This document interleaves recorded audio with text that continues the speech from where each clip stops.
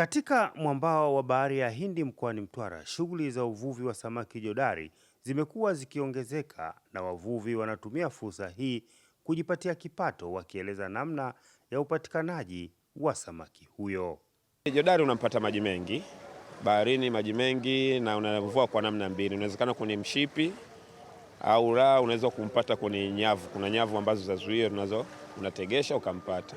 Sisi wavuvi maanake tunavyokwenda hatuendi kama kumvua jodari tu. Ninapofika hatua nimempata jodari, kiukweli lazima nijisikie furaha kwa sababu ninajua samaki ambayo ana thamani kubwa. Sio wavuvi pekee wanaonufaika na samaki huyu, bali pia wachuuzi na wafanyabiashara nao wameeleza kufunguka kwa fursa za samaki tuna katika jamii ya Mtwara.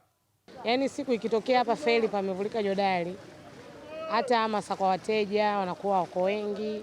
Yaani samaki ambaye kipaumbele watu, kila mtu anapofika hapa feri anamuulizia jodari. Kwanza jodari ni samaki ambaye manake ukiwa naye muda wowote manake ni sawa umekuwa na madini.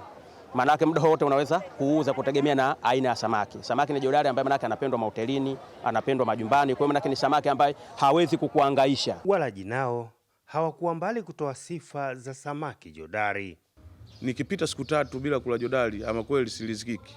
Kwa ubora, samaki jodari ni samaki mzuri sana na samaki mkubwa. Na siku tunayepata samaki aina ya jodari, wateja wanafurahia sana kwa sababu samaki wa jodari ni mtamu sana, na supu yake huwa tukitangaza leo tuna jodari, basi hata wateja mwitiko wake unakuwa mzuri sana. Sisi tunauza samaki aina nyingi, kolekole, changu, lakini sifa ya jodari ni samaki mmoja mtamu sana. Mbali na faida za kiuchumi, samaki tuna wana mchango mkubwa kiafya. Wataalamu wa lishe wanasema tuna ni chanzo kizuri cha protini na mafuta yenye manufaa kwa mwili yanayosaidia kuimarisha afya ya moyo na ubongo.